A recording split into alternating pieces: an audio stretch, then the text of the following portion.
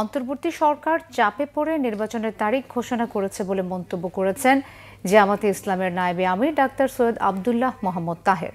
জুলাই সনদে বেশিরভাগ দলকে একমত না করে নির্বাচনের ট্রেন ছেড়ে দেয়া ভুল সিদ্ধান্ত বলেও মনে করেন তিনি।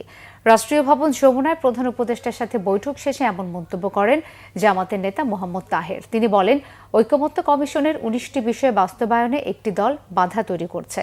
নির্বাচিত সরকার যদি ঐকমত্য কমিশনের সিদ্ধান্ত বাস্তবায়ন করে তাহলে রাজনৈতিক দলগুলো এত পরিশ্রম করে লাভ কি হলো, এমন প্রশ্নও রাখেন তিনি। জামাতের সন্দেহ, নীল নকশার নির্বাচনের দিকে যাচ্ছে বাংলাদেশ। এটা বাস্তবায়ন হতে দেবে না জামাতে ইসলাম। এদিকে সন্ধ্যা 6:30টায় জাতীয় নাগরিক পার্টি এনসিপির সাথে বৈঠক করেছেন প্রধান উপদেষ্টা। সংগঠনটির মুখ্য সংগঠক হাসনাত আবদুল্লাহর নেতৃত্বে বৈঠকে অংশ নেয় 4 জনের প্রতিনিধি দল।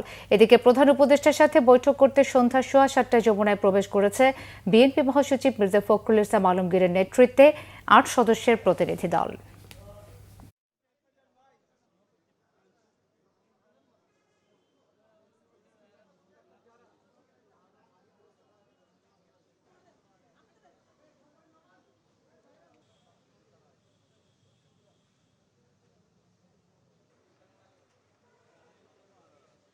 এখন পর্যন্ত আমরা শুধুমাত্র ঐকমত্যে পৌঁছেছি, কিন্তু এটার আইনি ভিত্তি এবং বাস্তবায়নের ক্ষেত্রে দু একটি দল বাধা দিচ্ছে, একমত হচ্ছে না।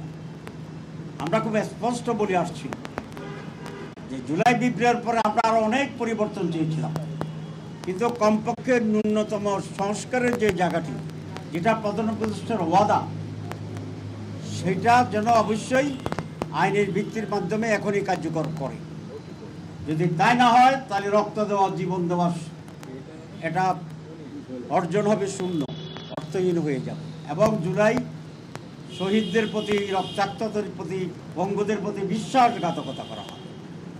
আমরা এই ব্যাপারকে স্পষ্ট বলে আসছি, আমরা চার্টারের পূর্ণ বাস্তবায়ন চাই এবং এই চার্টারের ভিত্তিতে আগামী নির্বাচন হইতে হবে।